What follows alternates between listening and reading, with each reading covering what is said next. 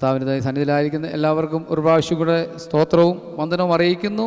കഴിഞ്ഞ ദിവസം കർത്താവിൻ്റെ ദാസൻ നമ്മളോടൊപ്പമായിരുന്നു. കഴിഞ്ഞ രാത്രിയിലുണ്ടവർക്ക് അറിയാം, വളരെ ഹൃദ്യമായി ദൈവത്തിൻ്റെ പരിശുദ്ധാത്മാവ് ദൈവവചനത്തിലൂടെ നമ്മളോട് ആലോചന അറിയിച്ചു. ഇന്ന് പകൽ സമയവും കർത്താവിൻ്റെ ദാസൻ നമ്മളോടൊപ്പമായിരിക്കുന്നു. നാം പ്രാർത്ഥനയോടെ ഇരുന്നാൽ കർത്താവ് നമ്മളോട് സംസാരിക്കും. തുടർന്ന് നടക്കുന്ന സമയം ഏകദേശം 1 മണിക്കൂറിനോടടുത്ത് സമയമുണ്ട്. കർത്താവിൻ്റെ ദാസൻ നമ്മളോട് ദൈവത്തിൻ്റെ വചനം സംസാരിക്കും. നമ്മൾ ഹൃദയം ഒരുക്കി. കർത്താവ് ഇങ്ങനെ പറഞ്ഞു, വചനം നല്ല നിലത്ത് വീണു, അത് 30, 60, 100 മനി. ഇന്ന് പകൽക്കാലം നാം ഹൃദയം ഒരുക്കി ദൈവസന്നിധി നിന്നാൽ ദൈവത്തിൻ്റെ വചനം പരിശുദ്ധാത്മാവ് വളരെ ഹൃദ്യമായി നമ്മളോട് സംസാരിക്കും എന്ന് ഞാൻ ഉറപ്പായും വിശ്വസിക്കുന്നു. പ്രാർത്ഥനയോടെ നമുക്ക് ദൈവസന്നിധിക്കാം. തുടർന്ന് വചന ശുശ്രൂഷയായി കർത്താവിൻ്റെ ദാസനെ ഞാൻ മുന്നോട്ട് ക്ഷണിച്ചുകൊള്ളുന്നു.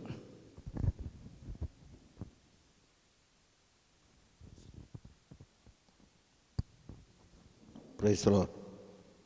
കർത്താവിൻ്റെ അതിപരിശുദ്ധമായ നാമം വാഴ്ത്തപ്പെടുമാറാകട്ടെ.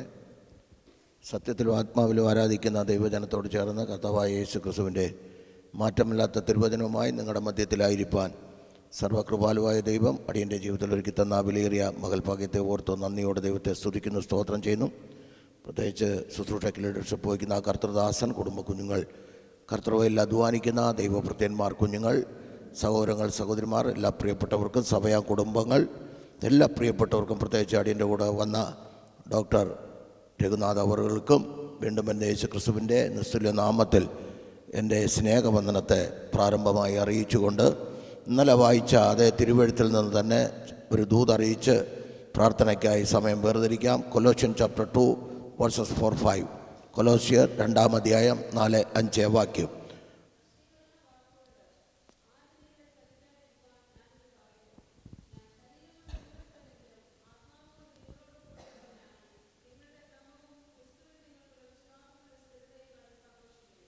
മതി. സഭയ്ക്കുള്ള പ്രമാണമാണ് ലേഖനങ്ങൾ എന്ന് പറയുന്നത്. 21 ലേഖനങ്ങൾ നമുക്ക് സഭയുടെ അടിസ്ഥാന പ്രമാണമായി എഴുതി വച്ചിരിക്കുന്നു.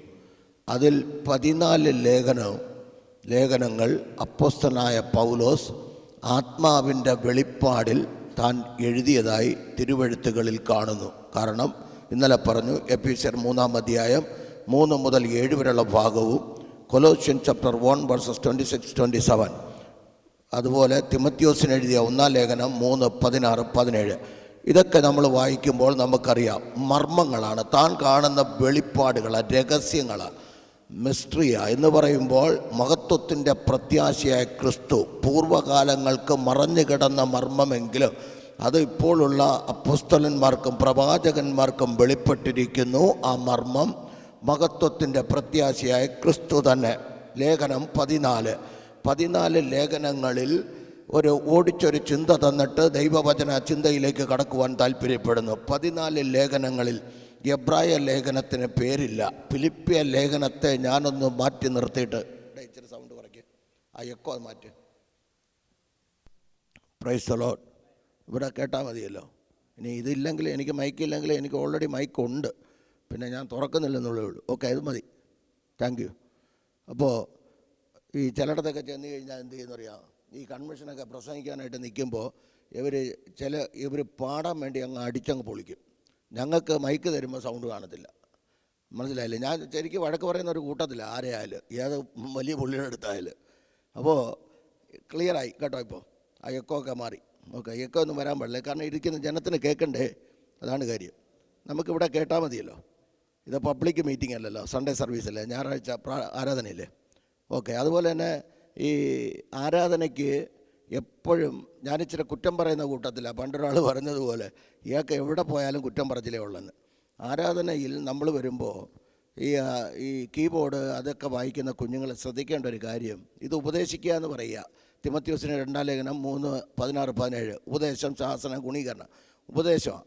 68-ാം സങ്കീർത്തനം 25, 26, 27 വാക്യങ്ങൾ നിങ്ങൾ വായിക്കണം. അതിനകത്ത് എഴുതിയിരിക്കുന്നത് 68-ാം സങ്കീർത്തനം 25, 26, 27. ഈ പാട്ട് സംഗീതക്കാർ മുൻപിൽ നടന്നു, വീണക്കാർ ഒന്ന് വായിക്കാമോ? 68-ാം സങ്കീർത്തനം 25, 26 പെട്ടെന്ന് വായിക്കാം.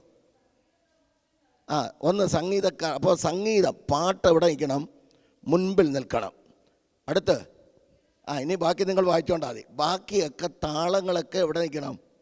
പുറകിലേ നിൽക്കാവൂ. ഇത് വലിയ കുഴപ്പമില്ലായിരുന്നു, എന്നാൽ ഇച്ചിരി മുന്നിൽ കയറിയോന്ന് എനിക്കൊരു സംശയം. ഈ താളങ്ങളൊക്കെ എപ്പോഴും പുറകിലേ നിൽക്കാവൂ എന്ന് പറഞ്ഞാൽ പാട്ട് എപ്പോഴും മുൻപിൽ നിൽക്കണം. അതിന് കണക്കാക്കി ബാക്കിയുള്ള കീബോർഡ്, കൈത്താളങ്ങൾ, ഈ ബോക്സ് ഇതൊക്കെ ഇല്ലാത്ത കാലഘട്ടങ്ങളിൽ ഞങ്ങളൊക്കെ പ്രസംഗിച്ചിട്ടുണ്ടല്ലോ. അപ്പോൾ ഇത് എപ്പോഴും ഈ പാട്ട്, കാരണം ഇതെന്താ പാട്ടെന്ന് പറയുന്നത് നമ്മൾ ദൈവത്തിന് നമ്മുടെ ഹൃദയത്തിനകത്തുനിന്ന് ഉയരുന്ന ചില ഈരടികൾ ദൈവത്തിന് പാടി മഹത്വം കൊടുക്കുമ്പോൾ കർത്താവ് എന്ത് ചെയ്യണം? കർത്താവ് അത് സ്വീകരിക്കണം. ഇത് നാട്ടുകാരെ വരുന്ന പാസ്റ്റർമാരെ സ്വീകരിക്കാനൊന്നും അല്ല നമ്മൾ പാടുന്നത് കർത്താവിന് മഹത്വം.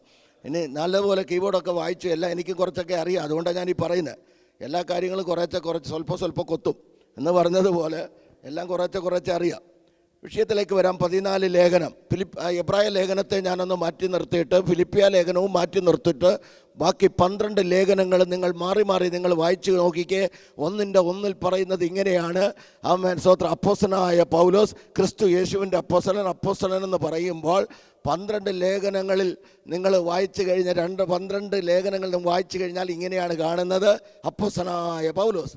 പക്ഷേ എന്നാൽ ഫിലിപ്പിയ ലേഖനത്തിലേക്ക് വരുമ്പോൾ താൻ 1:1 പറയുന്നു, ഞാൻ ക്രിസ്തു യേശുവിൻ്റെ ദാസനാണെന്ന് പറയുക.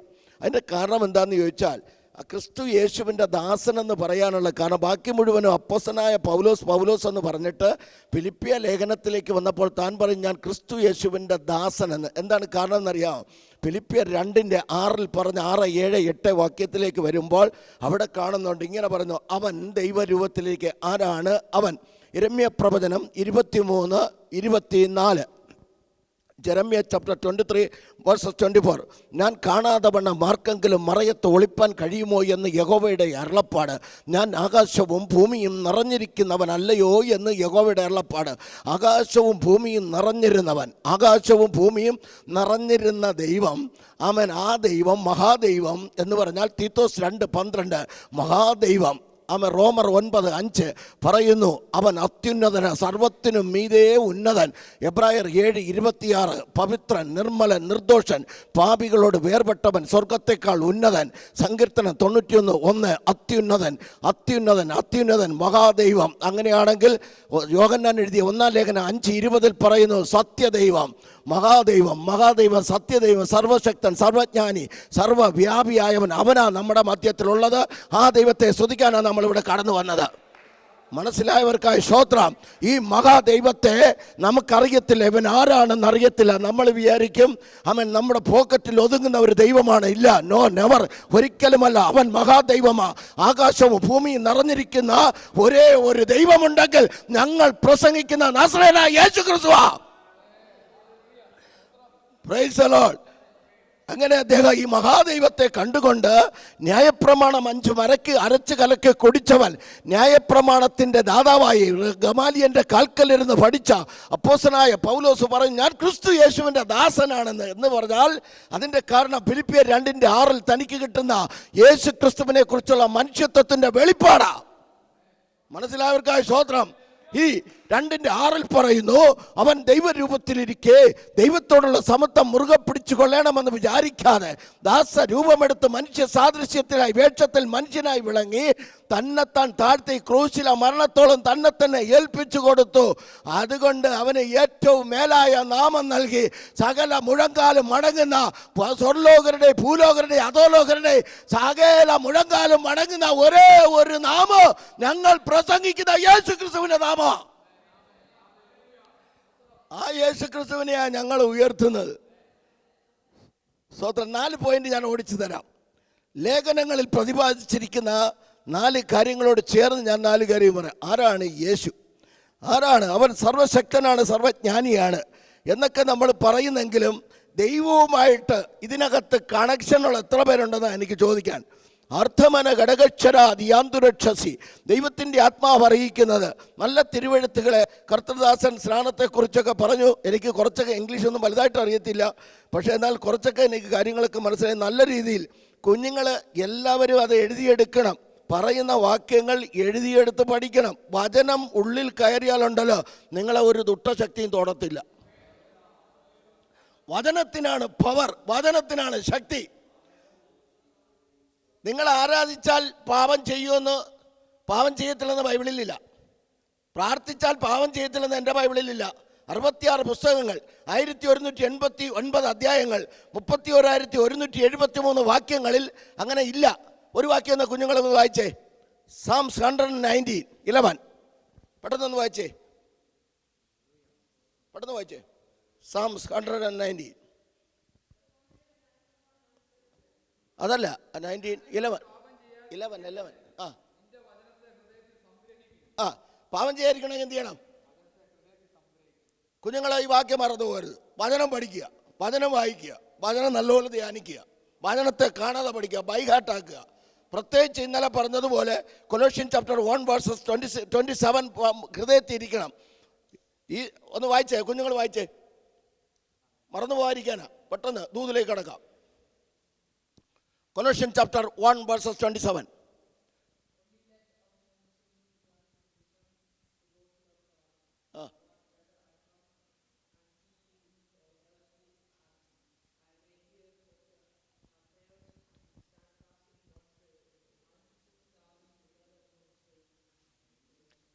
അപ്പോൾ മഹത്വത്തിൻ്റെ പ്രത്യാശയെ ക്രിസ്തു, യേശു ക്രിസ്തു നിങ്ങളുടെ ഉള്ളിലിരിക്കണം.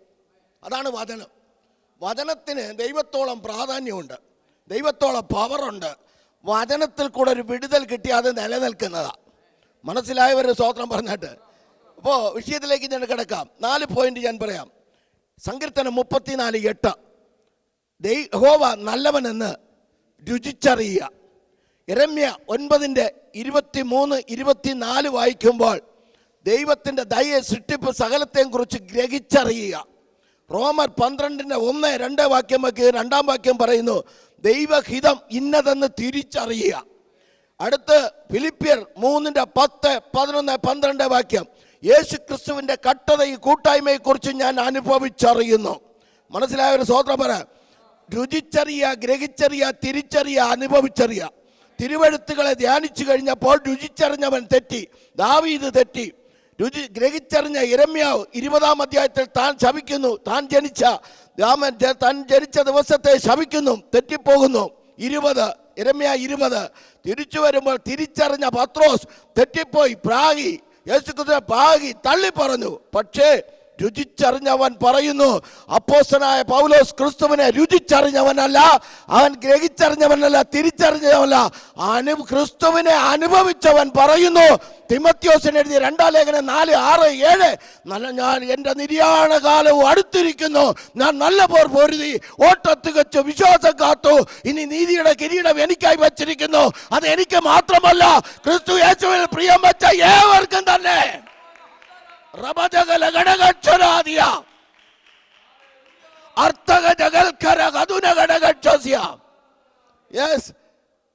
അനുഭവം ഉള്ളവന് അനുഭവിക്കുക, ക്രിസ്തുവിനെ അനുഭവിക്കുക.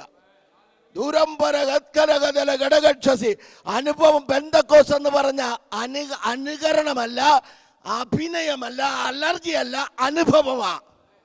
അനുഭവമുള്ള ദൈവമക്കൾ ഇതിനകത്തിരിപ്പുണ്ട്. അനുഭവമുള്ളവർക്ക് അടങ്ങിയിരിക്കാൻ പറ്റത്തില്ല. അനുഭവമുള്ളവർ ദൈവത്തിന് മഹത്വം കൊടുക്കൂ, അനുഭവമുള്ളവർ ദൈവത്തെ സ്തുതിക്കൂ.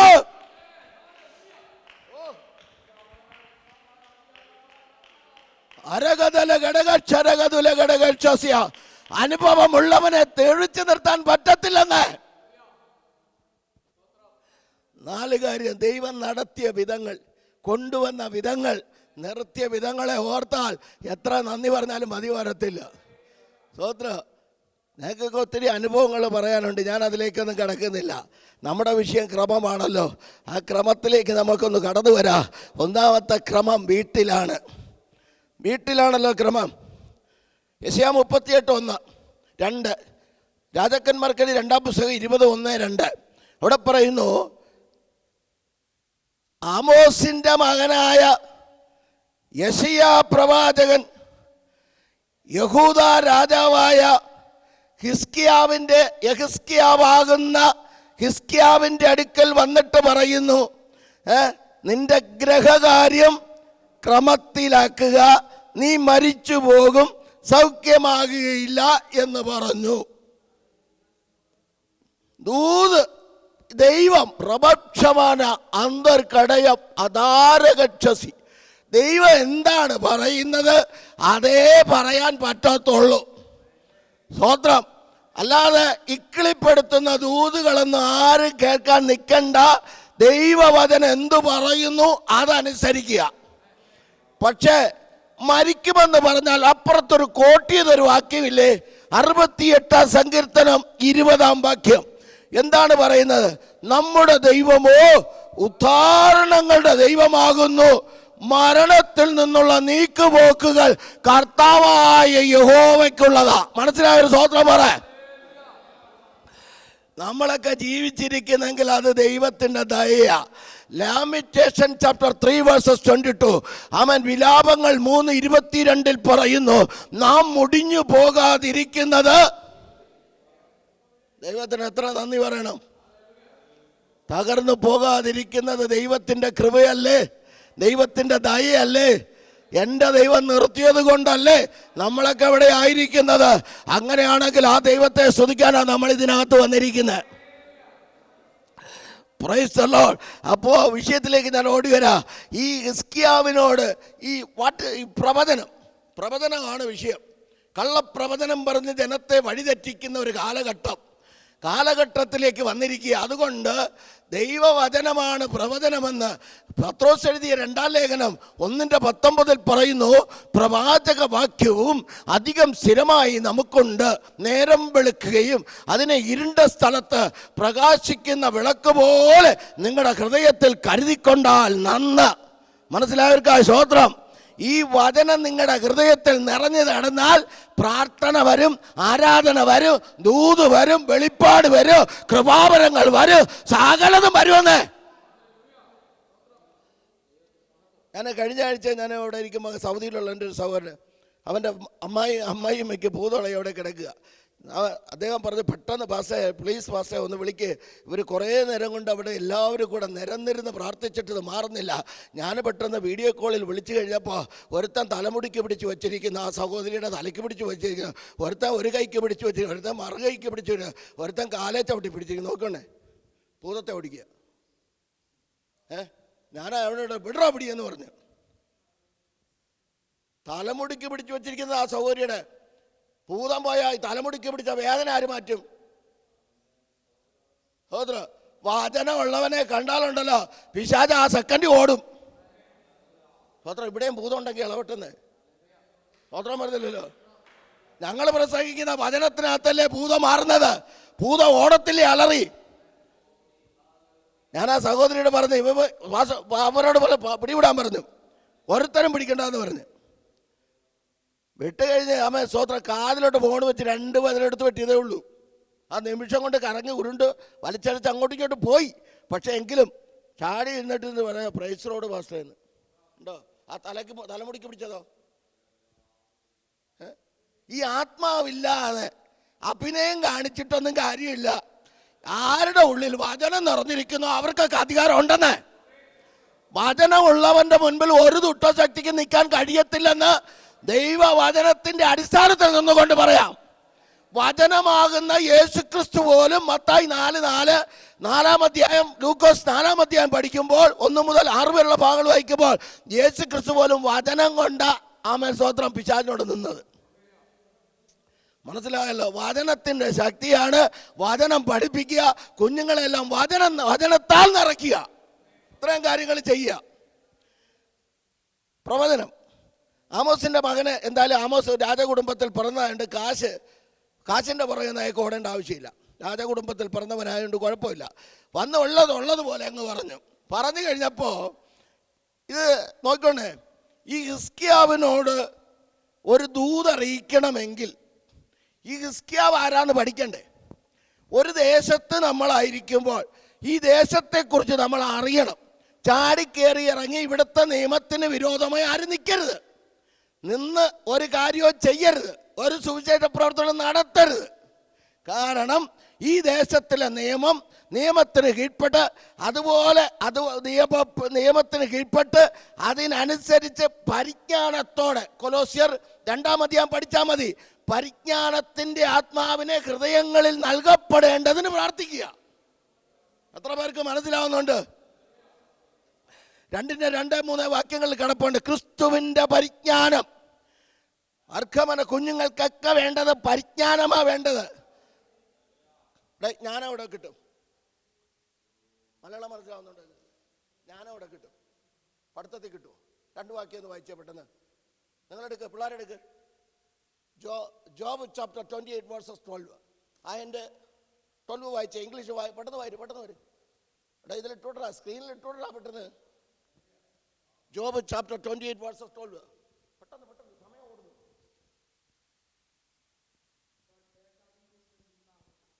ഇവിടെ നോക്കി വായിച്ചാൽ മതി. വേണ്ട വയറ്.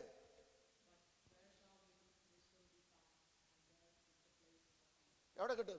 തത്വജ്ഞാനിയുടെ പുസ്തകമാണ്. ഞാനെവിടെ കിട്ടുന്നത്? പറ പിള്ളേർ പറ. എവിടെ കിട്ടും? അതിൻ്റെ ആൻസർ കിടപ്പുണ്ട്. 28 കിടപ്പുണ്ട്. അവിടെ എന്താണ് ആൻസർ? അത് 28 വേഴ്സ്.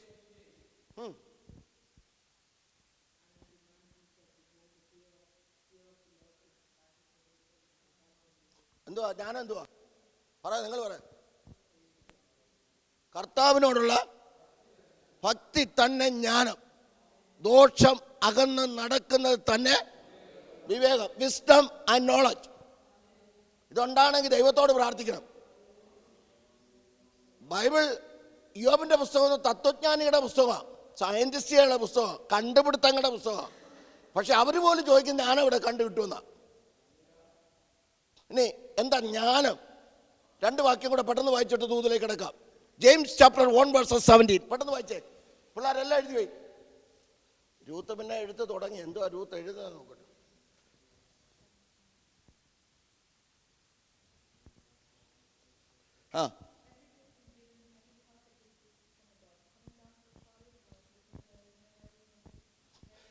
എല്ലാ നല്ല ദാനവും തികഞ്ഞ വരവും ഒക്കെയും ഉയരത്തിൽ നിന്നുള്ള പിതാവിങ്കിൽ നിന്ന് ഇറങ്ങി വരുന്നു. അടുത്ത ജ്ഞാനം ജെയിംസ് ചാപ്റ്റർ 3 വേഴ്സസ് 17. പെട്ടെന്ന് വായിച്ചേ, പിള്ളേർക്ക് വേണ്ടിയാ. വിസ്ഡം എന്ന് വായിച്ചേ. അടുത്ത് വായിച്ചേ. 3:17 3:17.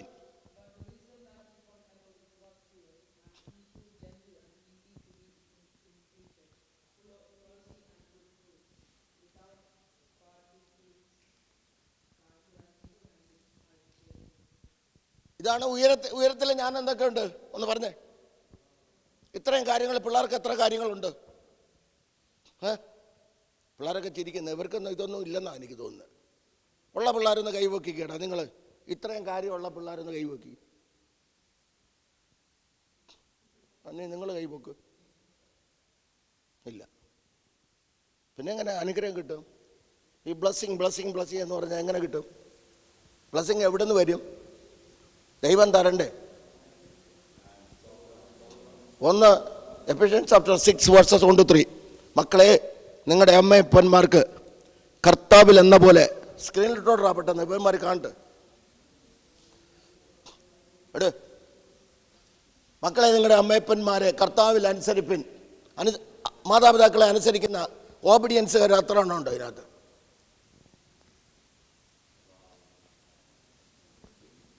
കാരണം എനിക്ക് നിങ്ങളാണ് വിഷയം. ഇവരൊക്കെ പോട്ട് അതൊക്കെ വേണമെങ്കിൽ പഠിച്ച് എല്ലാം തികഞ്ഞെന്നും പറഞ്ഞിരിക്കുക. പിന്നെ അതിനോടൊന്നും പറഞ്ഞിട്ട് കാര്യമില്ല. എനിക്ക് നിങ്ങൾക്ക് ഒരാൾക്കൊരു വചനം കയറിയെങ്കിൽ ഞാൻ റെഡിയായി. നിങ്ങളെയാണ് വളർത്തിക്കൊണ്ടുവരാൻ നോക്കുന്നത്. ഞാൻ യൂത്തിൻ്റെ കൂടെ പ്രവർത്തിക്കുന്ന, അതുകൊണ്ട് പറയുക, നിങ്ങൾ വളരണമെങ്കിൽ നിങ്ങൾ ഫസ്റ്റ് കമാൻഡ്മെൻ്റ് എന്നാണ് അവിടെ എഴുതിയിരിക്കുന്നത്. ആണോ? എഫെസ്യർ 6:1 മുതൽ 3 വരെ. മക്കളെ, നിങ്ങളുടെ അമ്മയപ്പന്മാരെ കർത്താവിൽ അനുസരിപ്പിൻ, അത് ന്യായമല്ലോ. എന്നിട്ട് നിങ്ങൾക്ക് നന്മയുണ്ടാകുവാനും ഭൂമിയിൽ നീ ദീർഘായുസ്സോടെ ഇരിപ്പാനും നിന്റെ അപ്പനെ അമ്മയെ. ഇതാണ് ഫസ്റ്റ് കമാൻഡ്മെന്റ്. 2 കാര്യം കിട്ടണം. 1 ലോങ് ലൈഫ്, 2 റിച്ചസ്. 2 കാര്യം കിട്ടുന്നില്ലേ? മാതാപിതാക്കൾക്ക് കീഴ്പ്പെടുക, അനുസരിക്കുക. ഇന്ന് തൊട്ട് മാതാപിതാക്കളെ അനുസരിക്കുക എന്നുള്ള പിള്ളേരൊന്ന് കൈ കൊടുത്തിരിക്കേ. കൈ പൊക്കണേ നല്ലപോലെ. നമ്മുടെ കൈയൊന്നും പൊങ്ങുന്നില്ലല്ലോ. അവൻ മാത്രം നല്ലപോലെ പൊക്കി. നിങ്ങൾ കൈ പൊക്കിയോ?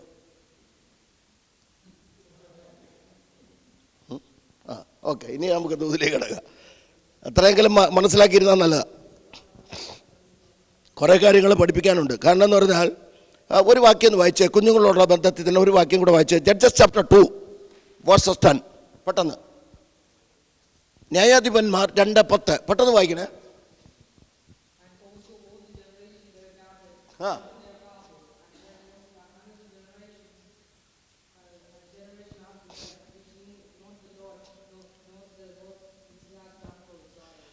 ദൈവത്തെ അറിയാത്ത വേറൊരു തലമുറ.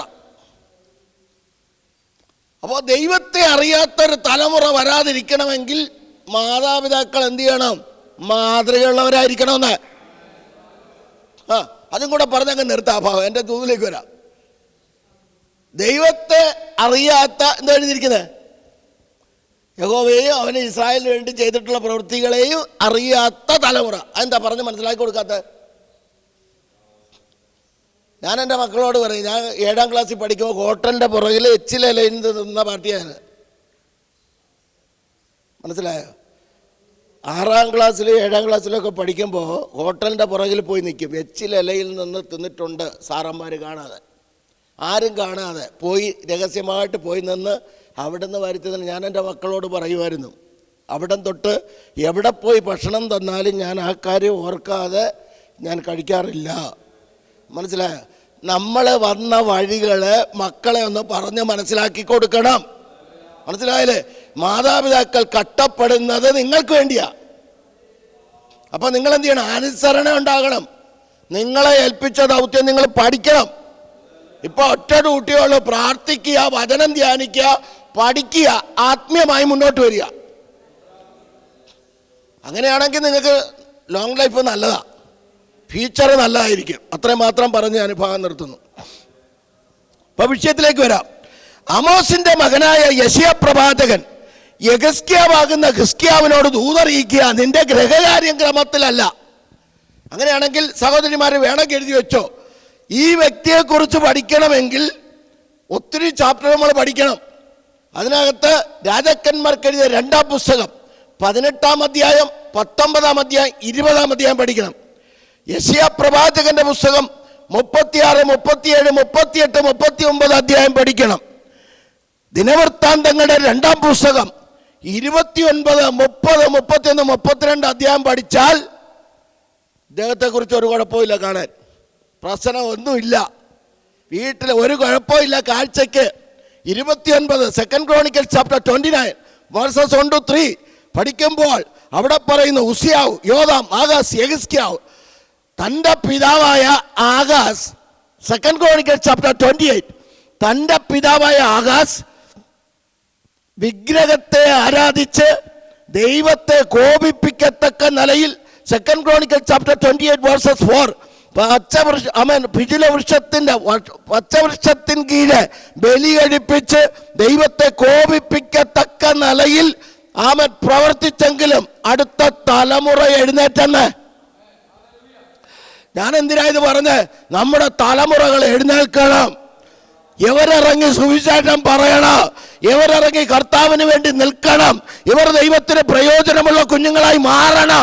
അതിനുവേണ്ടി എത്ര പേര് പ്രാർത്ഥിക്കുന്നതാ ചോദിക്കുന്നത്? തൻ്റെ അപ്പൻ തെറ്റിപ്പോയെങ്കിലും അവൻ തന്നെ ഏൽപ്പിച്ച ദൗത്യം എങ്ങനെ വന്നു, എവിടുന്ന് വന്നു? അവിടെ എഴുതിയിരിക്കുന്ന ഒരു പദമുണ്ട്, അവിടെ വായിച്ചേ. 2 ദിനവൃത്താന്തങ്ങളുടെ 2ാം പുസ്തകം 29, 3, 4 വാക്യം. എല്ലാം നോക്കിയിരിക്കുക.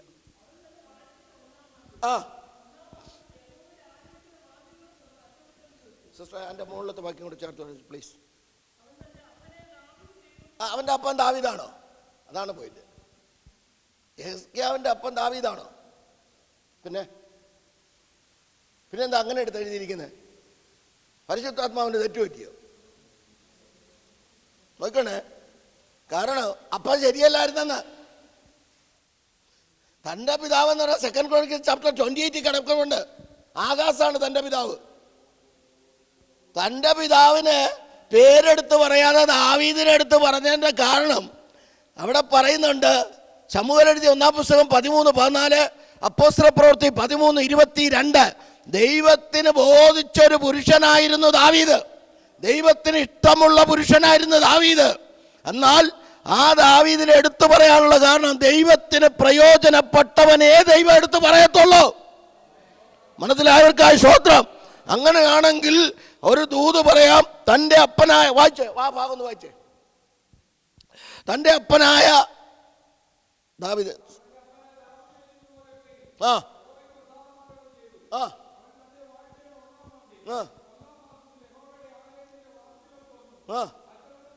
ആ മതി, അവിടെ ആയിക്കട്ടെ. ബാക്കി ഭാഗങ്ങൾ നിങ്ങൾ വായിച്ചോണം. ആ 29-ാം അധ്യായം, 30-ാം അധ്യായം, 31-ാം അധ്യായം, 29-ാം അധ്യായം ഉപവാസ പ്രാർത്ഥനയ്ക്ക് പ്രസംഗിക്കാം. 30-ാം അധ്യായം എന്ത് ചെയ്യുക? കർത്തൃമേശയ്ക്ക് വേണ്ടി പ്രസംഗിക്കാം. ആ 31-ാം അധ്യായം ദശാംശത്തെക്കുറിച്ച് പ്രസംഗിക്കാം, കൊടുക്കുന്നതിനെ കുറിച്ച് പ്രസംഗിക്കാം. 32-ാം അധ്യായത്തിൽ ആലയ ശുദ്ധീകരണം നടത്തി ആരാധനയെക്കുറിച്ച് പ്രസംഗിക്കാമെന്ന്. മനസ്സിലായവർക്കായി സ്തോത്രം. അപ്പോ ഞാൻ പറഞ്ഞു വന്നതിൻ്റെ കാരണം ഇത്രയും അനുഗ്രഹിക്കപ്പെട്ട ശുശ്രൂഷ ചെയ്ത ഒരു ദൈവഭക്തനെ കുറിച്ച് ആമോസിന്റെ മകനായ യെശയ്യാ പ്രവാചകൻ ദൂത് വിളിച്ച് പറയാ, നിന്റെ ഗ്രഹകാര്യം ക്രമത്തിലല്ലെന്ന് പറഞ്ഞപ്പോ ഞാൻ വലിയ ശുശ്രൂഷകനാണെന്നൊന്നും പറഞ്ഞില്ല. പക്ഷേ അവിടെ ചെയ്തതെന്താണെന്നറിയോ? ദൂതിനു മുൻപിൽ മനം തിരിഞ്ഞ് കരഞ്ഞപ്പോഴാ ആയുസ്സിന് ദൈവം നീട്ടിക്കൊടുത്തതാ. ദൂത് കേട്ട് മറുത്ത് മത്സരിക്കരുത്. അടൽക്കമന ഘടകക്ഷസ്യ ദൈവത്തിന്റെ ആത്മാവ് അസ്തമന ഘടക അപ്പോസ്തല പ്രവൃത്തി 27-ന്റെ 10, 11, 12, 13 വാക്യം. ശാസനോട് ഇടപെടുക. അർക്കർഷ്യാന് നിങ്ങളുടെ ദൈവത്തിന്റെ ആത്മാവ്. അപ്പോസ്തല പ്രവൃത്തി 27, 10, 11, 12, 13 വാക്യം. ഈ വാക്യപ്രകാരം ഒരു ദൂത് പറഞ്ഞ് അസ്തമനകട ദൂതിലേക്ക് കടക്കുക. ഈ യാത്രയിൽ ചരക്കിനും കപ്പലിനും മാത്രമല്ല നമ്മുടെ പ്രാണങ്ങൾക്ക് ഏറിയ കട്ടനട്ടങ്ങൾ വരുമെന്ന് ഞാൻ കാണുന്നു. ആമേൻ. അതിന് ശതാധിപനും മാലൂമിയും കപ്പലുടമസ്ഥനും അസ്തമന ഘടകക്ഷസ്യ ഇവർ അവരുടെ പൗലോസിന്റെ വാക്ക് കേൾക്കാതെ അവർ യാത്രയാരംഭിച്ചു. എന്ത് സംഭവിച്ചു? ആമേൻ. യാത്ര കുറേ ദൂരം ചെന്നപ്പോൾ മന്ദമരുതൻ കാറ്റടിച്ചു. ശാന്തമായ അന്തരീക്ഷത്തിൽ പോയി അവർ കുറെ കഴിഞ്ഞിട്ട് താല്പര്യം സാധിച്ചു എന്ന് തോന്നി. ദൂതിന് ഓപ്പോസിറ്റ് പോയപ്പോൾ ശാന്തമായ കാറ്റടിച്ചു, മന്ദമരുതൻ കാറ്റടിച്ചു, താല്പര്യം സാധിച്ചു എന്ന് തോന്നി. പക്ഷേ അത് കഴിഞ്ഞ് കുറെ കഴിഞ്ഞിട്ട് ഈശാനമൂലൻ എന്ന കൊടുങ്കാറ്റടിച്ചു. മനസ്സിലായവർക്കായി സ്തോത്രം. അപ്പോൾ ഈ യാത്രയിൽ അർക്കമനഘടകക്ഷി ആത്മാവുള്ള കൃപാവരങ്ങളിൽ 9 കൃപാവരങ്ങൾ പ്രാപിച്ച അപ്പോസ്തലനായ പൗലോസ് പറയുക, അവന്റെ ദൂതിനെ, അപ്പോസ്തലനായ പൗലോസിന്റെ ദൂതിനെ അവഗണിച്ചുകൊണ്ട് യാത്ര ചെയ്തു. എന്ത് സംഭവിച്ചു? ഈശാനമൂലൻ എന്ന കൊടുങ്കാറ്റടിച്ചു. 14 രാത്രി സ്തോത്രം സൂര്യനെ പോലെ കാണാതെ പട്ടിണി കിടക്കേണ്ടി വന്നു. എങ്കിലും ഒരു ഭക്തൻ അപ്പോസ്തല പ്രവൃത്തി 27:37 പറയുന്നു, ഞങ്ങൾ ആകപ്പാട് കപ്പലിൽ 276 പേർ ഉണ്ടോ. ഒരെണ്ണത്തിന് ഇതിനകത്ത് ഒരെണ്ണം പ്രാർത്ഥിക്കാനുണ്ടെങ്കിൽ ഇതിനകത്തിരിക്കുന്ന ആർക്കും ഒരു ബുദ്ധിമുട്ട് വരത്തില്ലെന്ന് സ്തോത്രം പറഞ്ഞില്ലല്ലോ. ഞങ്ങളാകപ്പാടെ കപ്പലിൽ 276 പേർ. ഇതിനോട് ദൈവത്തിന്റെ ആത്മാവ് ഇടപെടുന്ന ഒരു വ്യക്തി പ്രാർത്ഥിക്കാനുണ്ടെങ്കിൽ 276 ഒരു പോറൽ പോലെ എത്തിക്കാതെ, ഒരു പോറൽ പോലും ഏൽപ്പിക്കാതെ ദൈവം അക്കരെ കടത്തിയെങ്കിൽ ഇന്ന് പകലിൽ ദൈവത്തിന്റെ ആത്മാവ് അറിയിക്കുന്നു, ഒരു ഭക്തൻ മതി. ദുരകല ഘടക ചൈനകല ഘടക ഒരെണ്ണം എഴുന്നേൽക്കാൻ തയ്യാറാകുമോ? ഞാൻ നിങ്ങൾക്കൊരു ചിന്ത തരാം. സ്തോത്രം. സക്കറിയ പ്രവചനം 1:18 മുതൽ 21 വരെയുള്ള ഭാഗങ്ങൾ വായിക്കുമ്പോൾ 4 കൊമ്പുകൾ, ഞാൻ തലപൊക്കി നോക്കിയപ്പോൾ 4 കൊമ്പുകളെ കണ്ടു. ചില കൊമ്പുകൾ ഉയർന്നു നിൽക്കുന്നുണ്ട് കേട്ടോ. ശമനഘടകക്ഷസ്യ ഇവിടെ അസ്തരാജാലകക്ഷസി ഒരിക്കലും തല ഉയർത്തുകയില്ലെന്ന് പറഞ്ഞ് ശത്രു വാതുകെട്ടി നിൽക്കുന്നു. അന്തർക്കമന ഘടകക്ഷസ്യ ഇവിടെ പ്രാർത്ഥനയിൽ ഉറ്റിരുന്നോണം. ദൈവകൃപ വചനത്തിൽ കൂടെ അവിടെ വായിക്കുന്നു. ഞാൻ തലപൊക്കി നോക്കിയപ്പോൾ 4 കൊമ്പുകളെ കണ്ടു. എന്നോട് സംസാരിക്കുന്ന ദൂതനോട് ഇവ എന്താകുന്നു എന്ന് ചോദിച്ചതിന്, ആരും തല ഉയർത്താതെ വണ്ണം ഇസ്രായേലിനെ, യഹൂദയെ, യെരൂശലേമിനെ ചിതറിച്ചു കളഞ്ഞ കൊമ്പുകളാകുന്നു ഇവ. കണ്ടോ, ചിതറിപ്പിച്ച് കളയ. ഇന്ന് പറയണം, ദുഷ്ടപിശാച് യേശു കർത്താവിൻ്റെ രക്തത്താൽ വീണ്ടെടുക്കപ്പെട്ട ദൈവമക്കളെ തൊടാൻ ഒരു ദുഷ്ടശക്തിക്ക് കഴിയത്തില്ലെന്ന്. അവിടെ പ്രാർത്ഥന, ഇവിടെ 4 കൊമ്പ് ഉയർന്നപ്പോൾ അപ്പുറത്ത് 4 കൊല്ലന്മാരെ ദൈവം എഴുന്നേൽപ്പിച്ചു. നോക്കണേ, 4 പേര് നിനക്കെതിരെ എഴുന്നേറ്റാൽ അപ്പുറത്ത് പ്രാർത്ഥിക്കുന്ന 4 എണ്ണത്തിന് ദൈവം എഴുന്നേൽപ്പിച്ചെന്ന്. സ്വത്രം വരുന്നില്ലല്ലോ, നമ്മളത് അറിയുന്നില്ല. പക്ഷേ ദൈവം എല്ലാം കാണുന്നുണ്ട്. ഒരു ദൈവ പൈതലിനെ തകർക്കുവാൻ കൊമ്പുകൾ എത്ര ഉയർന്നു നിന്നാലും അപ്പുറത്ത് പ്രാർത്ഥിക്കുന്ന 4 എണ്ണം ഉണ്ടോ, ആ ദൈവസഭയിൽ വിടുതലാണെന്ന്. ശബരഗതൽ കമനഘടകം. വചനത്തെ വചനം കൊണ്ട് വിവേചിച്ച് വചനമാകുന്ന മുഖക്കണ്ണാടിയിൽ കൂടെ നോക്കി വചനത്തിൻ്റെ പ്രവൃത്തി വെളിപ്പെടണം. ഇതിന് ആൻസർ എവിടെ കിടക്കുന്നതെന്നറിയാമോ? 75 സങ്കീർത്തനം 10 വാക്യം. അവിടെ വായിക്ക് ഒരു വാക്യം. ഞാൻ ദുഷ്ടന്മാരുടെ കൊമ്പുകളൊക്കെയും മുറിച്ചു കളയും. അല്ലേ, അതല്ലേ? ഒന്ന് വായിച്ചേ.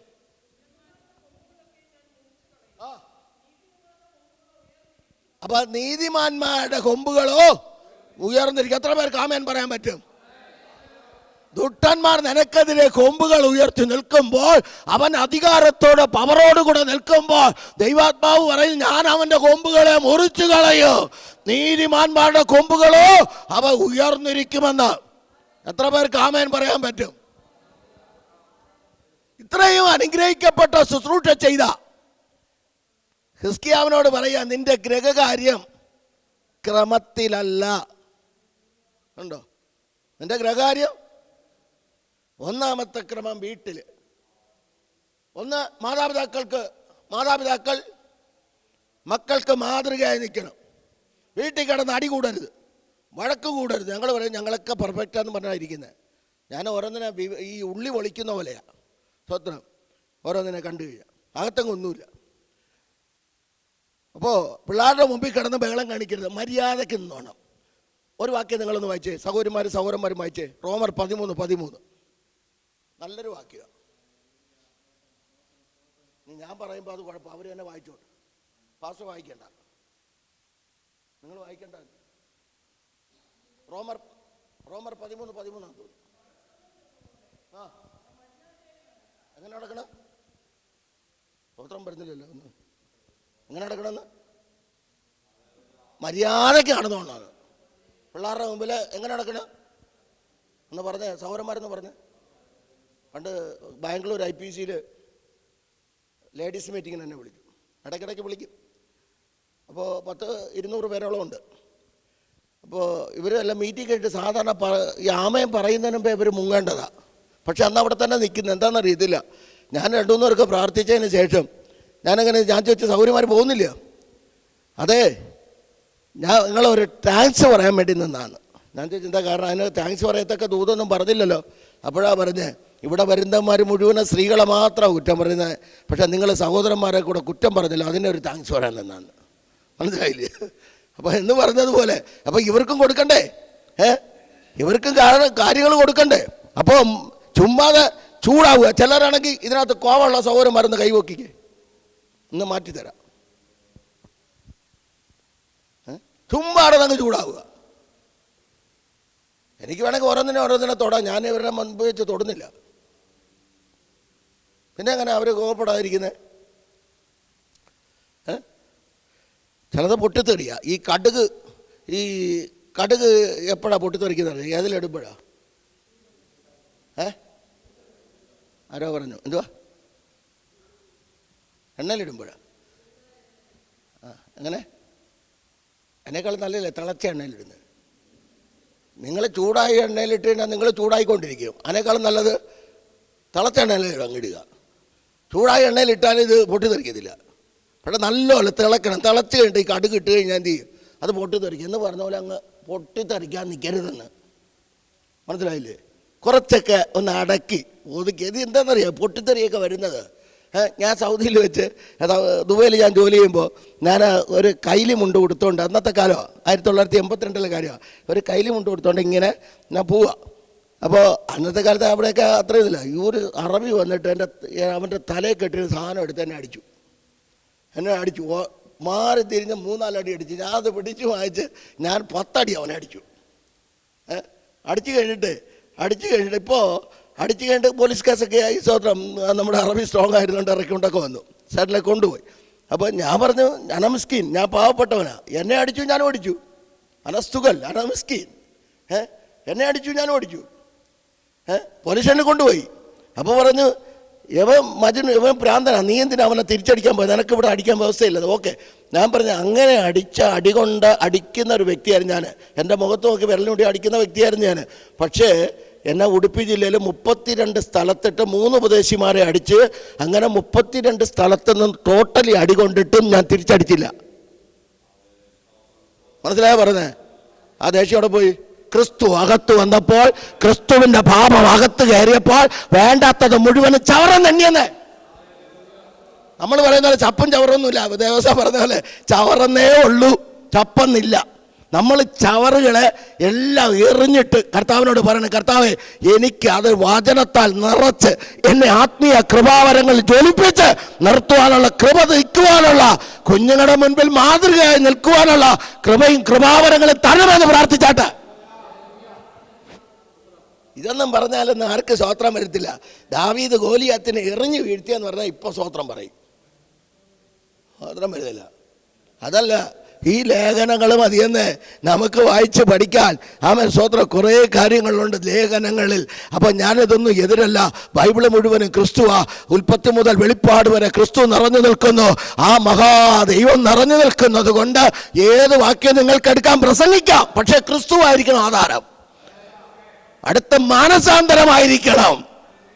മനസാന്തരം, റിപ്പൻറ്റൻസ്, മനം തിരിഞ്ഞ് മടങ്ങി വരിക. ലവോദിക്ക സഭയോട് ദൂത് വിളിച്ചു പറയുമ്പോൾ 3:16, 14 മുതൽ 17 വരെയുള്ള വാക്യങ്ങൾ, റെവലേഷൻ ചാപ്റ്റർ 3 വേഴ്സസ് 14-17, മാനസാന്തരപ്പെട്ടുകൊള്ളുക. അപ്പം മാനസാന്തരം അതിലേക്ക് കടക്കുന്നില്ല, അത് പറഞ്ഞാൽ ഇവിടെ വരത്തില്ല. ഒന്നാമത്തെ ക്രമം വീട്ടിൽ എന്ന് പറഞ്ഞേ, വീട്ടിൽ. രണ്ടാമത്തെ ക്രമം ഒന്ന് പെട്ടെന്ന് വായിച്ചേ. 5-6 ക്രമങ്ങളുണ്ട്, അല്ല മൊത്തം ക്രമങ്ങളാ. രണ്ടാമത്തെ ക്രമം സങ്കീർത്തനം 50:23, Psalms 50 verses 23.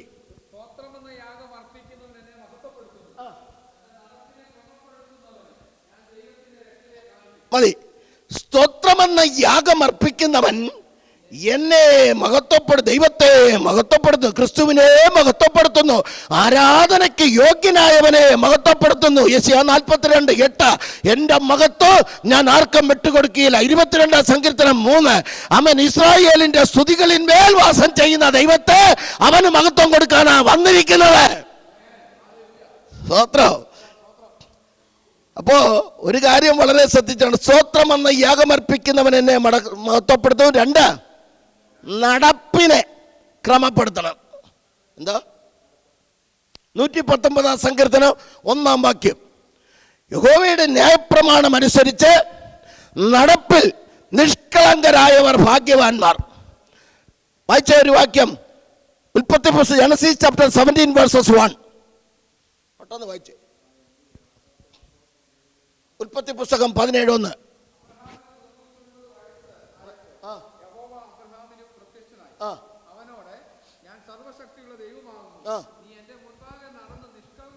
മതി.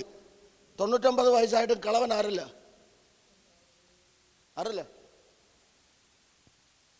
99 വയസ്സായി. കൊടുക്കപ്പെട്ട വാഗ്ദത്തം, നിങ്ങൾക്ക് നൽകിയിരിക്കുന്ന വാഗ്ദത്തം നിറവേറണമെങ്കിൽ എന്ത് ചെയ്യണം? നടപ്പിൽ നിഷ്കളങ്കത ഉണ്ടാകണം. അതിന് ഒത്തിരി കാര്യങ്ങൾ പറയാനുണ്ട്.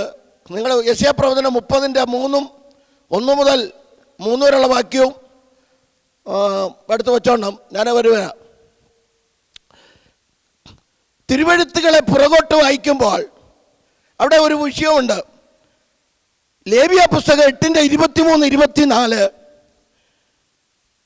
പുറപ്പാട് പുസ്തകം 29, 20, 19, 20, 21 രണ്ട് വാക്യങ്ങൾ നിങ്ങൾ വായിക്കുമ്പോൾ നിങ്ങൾക്കറിയാം, അവിടെ കാണുന്ന ഒരു പദമാണ് അഹരോന്റെ വലത് കാതിൽ രക്തം, അഹരോന്റെ വലത് കൈയുടെ പെരുവിരലിൽ രക്തം, അഹരോന്റെ വലത് കാലിൽ പെരുവിരലിൽ രക്തം. അതൊക്കെ എന്തിനാ ഉപദേശി ഇവിടെ എടുക്കുന്നതെന്ന് ചോദിച്ചു കഴിഞ്ഞാൽ, ഇതൊക്കെ ആവശ്യമുണ്ട് ഉപദേശിമാരെ, ഇതൊക്കെ ആവശ്യമുണ്ട്. എന്നെ ഉപദേശി എന്ന് വിളിക്കുന്നത് എനിക്ക് ഏറ്റവും ഇഷ്ടം. ചിലരൊക്കെ പ്രായം ചെന്നവരൊക്കെ എന്നെ ഉപദേശി എന്നാണ് വിളിക്കുന്നത്. കാരണം ഉപദേശി എന്നുള്ളതിൻ്റെ അർത്ഥം എന്നാ? സൗകര്യമാർ പറഞ്ഞ ഉപദേശി എന്ന് പറഞ്ഞ അർത്ഥം എന്നാ? ഉപായത്താൽ ദേശം ചുറ്റുന്നവനല്ല ഉപദേശി, ഉപദേശം സമർത്ഥിക്കുന്നവനാണ് ഉപദേശി. മനസ്സിലായൊരു സ്തോത്രം പറ. ഉപദേശം സമർത്ഥിച്ച് കൊടുക്കുന്നവനാണ് ഉപദേശി. നല്ല പേരാ. റവേ എന്നും ഡോ എന്നൊന്നും വിളിച്ചില്ലെങ്കിലും കുഴപ്പമില്ല, ഇതൊന്നും വേണ്ട. പക്ഷെ ഉപദേശം സമർത്ഥിക്കുക, അതാണ് ഉപദേശി.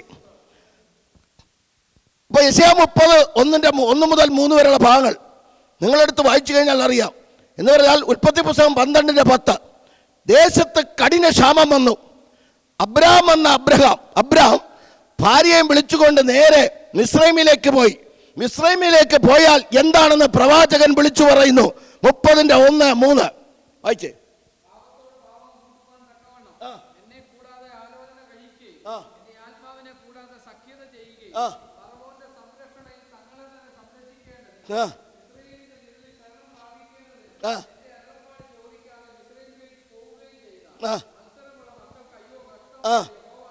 അടുത്ത് നാണമായും മതി. പാപത്തോട് പാപം കൂട്ടുവാൻ തക്കവണ്ണം ദൈവത്തിൻ്റെ അരുളപ്പാട് ദൈവസഭയ്ക്ക് വേണം. ഞാൻ ചോദിക്കുന്നത്, നിങ്ങൾക്ക് എന്താ ദൈവം അരുളപ്പാട് തരത്തില്ലേ? നിങ്ങൾക്ക് ദൂത് തരത്തില്ലേ ദൈവം? തരുമോ സൗകര്യം? പിന്നെന്താ പ്രാപിക്കാത്ത? ആരെങ്കിലും വിലക്കിയിട്ടുണ്ടോ അവിടെ? നിങ്ങൾക്ക് കിട്ടുന്നില്ലേ? കണ്ടോ കുടിഞ്ഞിരിക്കുക കണ്ടോ നോർന്നില്ല? നിങ്ങൾക്ക് കിട്ടത്തില്ലേ? നിങ്ങൾക്ക് കിട്ടത്തില്ലേ? ആർക്കും അവിടെ തരത്തില്ലെന്നുള്ള ആരെങ്കിലും പറയാം. കൊരിന്ത്യർക്കെഴുതിയ 1 ലേഖനം 12, 13, 14 അധ്യായം വീട്ടിൽ പോയി വായിച്ചിട്ട് 12-ാം അധ്യായം കൃപാവരങ്ങളെ കുറിച്ച് എഴുതി വെച്ചിട്ടുണ്ട്. ഏത് വേണം ചോദിക്കും ദൈവത്തോട്. 13-ാം അധ്യായം സ്നേഹത്തെക്കുറിച്ച് പറഞ്ഞിരിക്കുന്നു, അത് പഠിക്ക്. കുഞ്ഞുങ്ങൾ എഴുതി വെച്ചോടാ. 1 Corinthians chapter 12, 13, 14 കുഞ്ഞുങ്ങളെല്ലാം എഴുതി വെച്ചു വീട്ടിൽ പോയി വായിര്. നിങ്ങൾ കൃപാവരങ്ങൾ പ്രാപിക്ക്. എൻ്റെ വീട്ടിൽ 7 വയസ്സുള്ള കുഞ്ഞുങ്ങൾ പ്രവചിക്കുന്നു. അങ്ങനെയാണെങ്കിൽ നിങ്ങൾക്ക് എന്തുകൊണ്ട് പ്രവചനം കിട്ടുന്നില്ല? വേണ്ട, ഇതുപോലുള്ള കുഞ്ഞുങ്ങൾ വരെ പ്രവചിക്കുക. ഞാൻ എന്താണെന്നറിയാം, ഇതിനൊക്കെ വചനം ഇതുപോലുള്ള കുഞ്ഞുങ്ങളെ 119 സങ്കീർത്തനം കാണാതെ പറയും. 119 സങ്കീർത്തനം എത്ര വാക്യമുണ്ട്?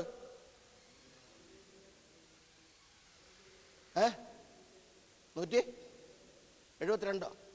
എൻ്റെ പേരിൽ ഇച്ചിരി കൂടുതലുണ്ട്. 176 വാക്യമുണ്ട്. കറക്റ്റ് 176 അല്ലേ? അപ്പോൾ എല്ലാവർക്കും ഇഷ്ടമെന്ന് പറഞ്ഞു കഴിഞ്ഞാൽ എല്ലാം ഈ 117 സങ്കീർത്തനം എല്ലാവർക്കും ഇഷ്ടം. മനസ്സിലായില്ലേ? എത്ര വാക്യമുണ്ട്? 2 വാക്യം. അതിനായി സ്തോത്രം. അപ്പോൾ ഞാൻ പറഞ്ഞു വന്നതിൻ്റെ കാരണം, പാപത്തോട് പാപം കൂട്ടുവാൻ തക്കവണ്ണം ദൈവത്തിൻ്റെ അരുളപ്പാട് ചോദിക്കുക. ഇനി സഹോദരന്മാർ, അവർക്ക് മാത്രമല്ല നിങ്ങൾക്കും ഉണ്ടല്ലോ ആലോചന, ക്രമമാണല്ലോ. അപ്പോൾ യാക്കോബിനെ നോക്കിക്കേ. ഞാൻ ഇന്നലെ പറഞ്ഞ ഉൽപ്പത്തി 49-ാം അധ്യായം തലമുറകളെ വിളിച്ചിട്ട് പ്രവചിച്ചില്ലേ വയസ്സാം കാലത്ത്? എന്തുകൊണ്ട് നിങ്ങൾക്ക് തലമുറകളെ കുറിച്ച് ആലോചന കൊടുത്തൂടാ? എന്തുകൊണ്ട് സഹോദരിമാർക്ക് കുഞ്ഞുങ്ങൾക്ക് ആലോചന കൊടുത്തൂടാ? ഇതല്ലാതെ രക്ഷയില്ല. ഭയങ്കരന്മാരുടെ യെശയ്യാ 25:4 മറന്നു പോരുത്. അത് ഒന്ന് വായിച്ചേ. യെശയ്യാ 25:4 അർത്ഥമന കിടക്കെ ദൂത് വരാൻ സമയമില്ല, ഞാനവിടെ നിർത്തട്ടെ, സമയം ഓടുക. അപ്പോൾ 25:4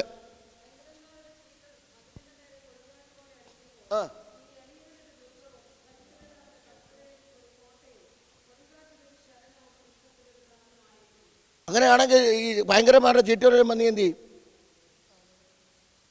ഓൾറെഡി പ്രസൻറ്റ് ഓക്കെ. മുന്നോട്ട് ഭയങ്കരന്മാരുടെ ചീറ്റൽ കാണുക, എന്ത് ചെയ്യാൻ പറ്റും? ഇവിടെയാണ് കൃപ. ഇവിടെ കൃപ പ്രാപിക്കണം. അപ്പം നിങ്ങളൊക്കെ എന്ത് ചെയ്യണം? ഈ ആഹാബുമാരുടെ രഥത്തിൽ കയറിയിരിക്കാതെ ഇസ്രായേലിൽ എത്തും വരെ ഏകദേശം 92 വയസ്സുള്ള ഏലിയാവ് ഇസ്രായേലിൽ എത്തും വരെയും ഓടിയെന്ന ആത്മബലം ധരിച്ചു കൊള്ളണം. അതെന്താ ഇവിടെ അത് വരാത്തത്? ദൈവസഭകളിൽ ദൈവത്തോട് ചേർന്നിരുന്നോണം. ദൈവത്തിൻ്റെ ചില പദ്ധതികൾ നിന്നിൽ വെളിപ്പെടുവാനുണ്ട്. അടൽക്കര കതുല ഘടകച്ഛസേന ദൈവിക പ്രവൃത്തി. ഹോശിയ 14:5-6 വചനം എഴുതി വെച്ചോ. എസെക്കിയേൽ ചാപ്റ്റർ 17 വേഴ്സസ് 23-24 എഴുതി പോയി. എസെക്കിയേൽ ഉണ്ടോടെ നിന്റെ ബൈബിളിൽ? അറിയില്ല, നോക്കിയെങ്കിലല്ലേ അറിയത്തുള്ളൂ. ദാർഘമന ഘടകച്ഛസ്യ പ്രോമിസ് വേഴ്സായിട്ട് എഴുതി വെച്ചോ. യേശു ക്രിസ്തുവിൻ്റെ നാമത്തിൽ ഇസ്രായേലിനോടുള്ള പ്രവചനം. ശക്തമായൊരു ദൂത് കിടപ്പുണ്ട്. അർത്ഥമന ഘടകക്ഷസി. പക്ഷേ വെല്ലുവിളികളുണ്ട്. നിന്നെ മുന്നോട്ട് വിടാതെ ശത്രു ബാധിക്കുന്ന അനുഭവങ്ങളുണ്ട്. ദൈവാത്മാവിൽ ദർശിക്കുമ്പോൾ അർത്ഥേ ജാനകൽക്കമന ഘടകം പ്രാർത്ഥിച്ച് ആത്മനിറവ് പ്രാപിച്ച് ദൈവകൃപയുടെ മുന്നോട്ട് വാ. ഒരു ദുഷ്ടശക്തിക്ക് നിങ്ങളെ തൊടാൻ കഴിയത്തില്ല. യേശു ക്രിസ്തുവിന്റെ രക്തത്താൽ വീണ്ടെടുക്കപ്പെട്ട തലമുറകളെ ആമേൻ സ്തോത്രം രക്തം തളിച്ചു കഴിഞ്ഞാൽ ഒരു ദുഷ്ടശക്തിക്ക് തൊടാൻ കഴിയത്തില്ലെന്ന്.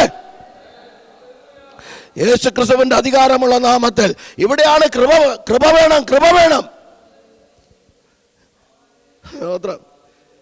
ഈ തോട്ടത്തിൽ പരിശുദ്ധനുണ്ട് നിശ്ചയമായും, തൻ കാലൊച്ച ഞാൻ കേൾക്കുന്നുണ്ട് കാതുകളില. ഈ തോട്ടത്തിൽ പരിശുദ്ധനുണ്ട് നിശ്ചയമായും, തൻ കാലൊച്ച ഞാൻ കേൾക്കുന്നുണ്ട് കാതുകളില. സമയമില്ല പാടാൻ. അപ്പോ ഞാൻ പറഞ്ഞത് കൃപ വേണോ? പറ അപ്പനോട് കൃപ വേണോന്ന്. മേരക്കോ കൃപ ചായേ. കൃപ ഉണ്ടെങ്കിലേ മുന്നോട്ട് പോകാൻ പറ്റൂ. നിങ്ങൾ മുന്നോട്ട് പോകുമ്പോൾ നിങ്ങൾ ശ്രദ്ധിക്കുന്ന പോലെയല്ല. 2028, 27, 28, 29, 30 വരുമ്പോൾ യുദ്ധങ്ങൾ, ക്ഷാമങ്ങൾ, ഭൂകമ്പങ്ങൾ, ഇതുവരെ കണ്ടിട്ടില്ലാത്ത, ലോകം കണ്ടിട്ടില്ലാത്ത, ഇന്ന് വരെ വരാത്ത പകർച്ചവ്യാധികൾ ഇവിടെ കടന്നു വരും. വിടുവിക്കണമോ കുഞ്ഞുങ്ങൾ? ദൈവവചനത്തിൽ നിൽക്ക്. ദൈവവചനത്തിൽ അടിയുറച്ചു നിൽക്ക്. കൊറോണ സമയത്ത് ഞാനിവിടെ ഉണ്ടായിരുന്നു.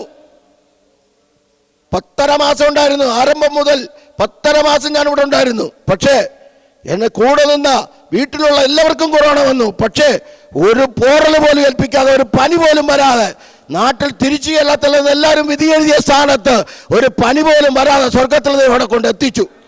ഉണ്ടോ? ഞാൻ പറയാം, ദൈവമക്കളുടെ പ്രൊട്ടക്ഷൻ.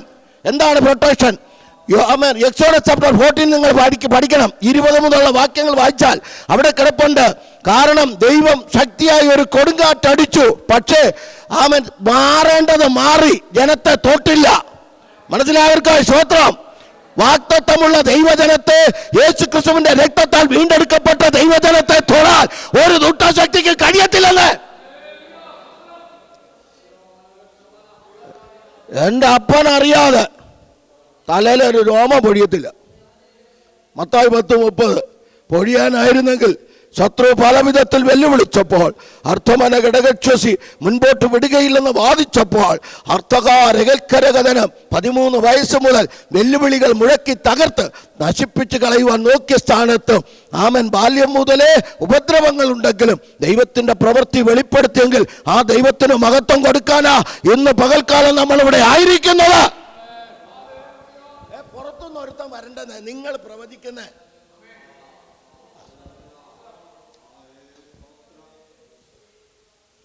പ്രാർത്ഥന വരെയുള്ള കുഞ്ഞുങ്ങൾ ഇതിനകത്ത് ഇരിപ്പുണ്ട്. ദൂതുള്ളവർ ഇതിനകത്തുണ്ട്. അവൻ ജോലിപ്പിക്കാൻ തയ്യാറാകുക. മറ്റൊരാളെ നോക്കേണ്ട ആവശ്യം നമുക്കില്ല. നമ്മളും ദൈവമായിട്ടുള്ള ബന്ധമാ. പ്രതിസന്ധികൾ വരുമ്പോൾ പിടിച്ചു നിൽക്കണ്ടേ? പ്രതികൂലങ്ങൾ വരുമ്പോൾ പിടിച്ചു നിൽക്കണ്ടേ? ദൈവത്തിന്റെ പ്രവൃത്തി വെളിപ്പെടണ്ടേ? ദൈവത്തിന്റെ ആത്മാവേ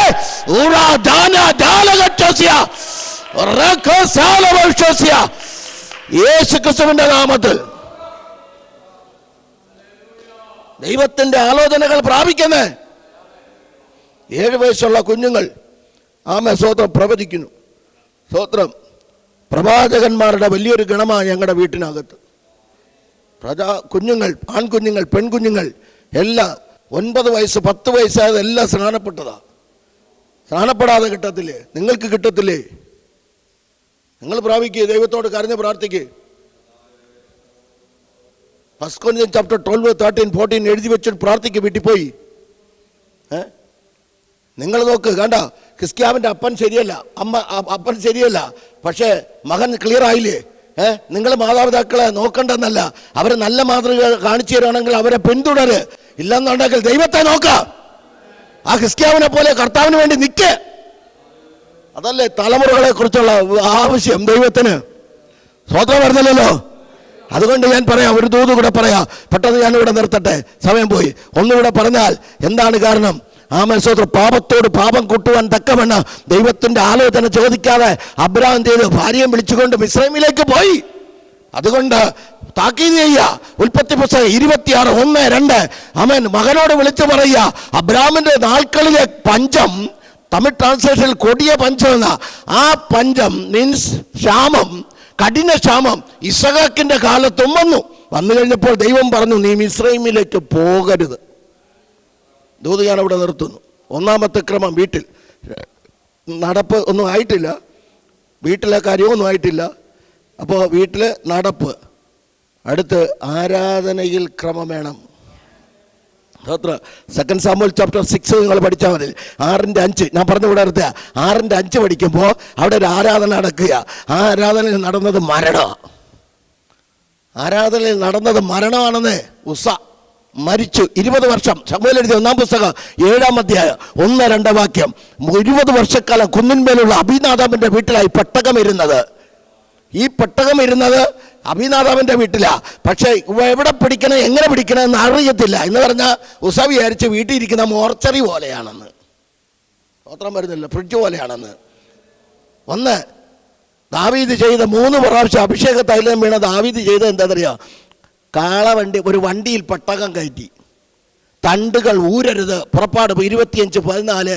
തണ്ടുകളാൽ പെട്ടകം ചുമക്കണം. കഹാത്യരായ പുരോഹിതന്മാരുടെ തോളിലിരിക്കണം പെട്ടകം. സ്വോത്രം. ഈ പെട്ടകത്തെ ആരെടുത്തിട്ടുണ്ടോ അവരെ ഉയർത്തിയിട്ടുണ്ട്, അവരുടെ തലമുറകളെ ദൈവം ഉയർത്തിയിട്ടുണ്ട്. അങ്ങനെയാണെങ്കിൽ ഇന്ന് പകലിൽ ഈ വിശുദ്ധ ആരാധനയിൽ ക്രമപ്പെടുത്തേണ്ട ഭാഗം ക്രമപ്പെടുത്തി നമുക്ക് ദൈവത്തെ ആരാധിക്കാം. ഈ തിരുവചനങ്ങളാൽ ദൈവം നമ്മെ അനുഗ്രഹിക്കട്ടെ എന്ന് പറഞ്ഞു നിർത്തട്ടെ. God bless you all abundantly. Amen. Hallelujah. സ്തോത്രം, സ്തോത്രം.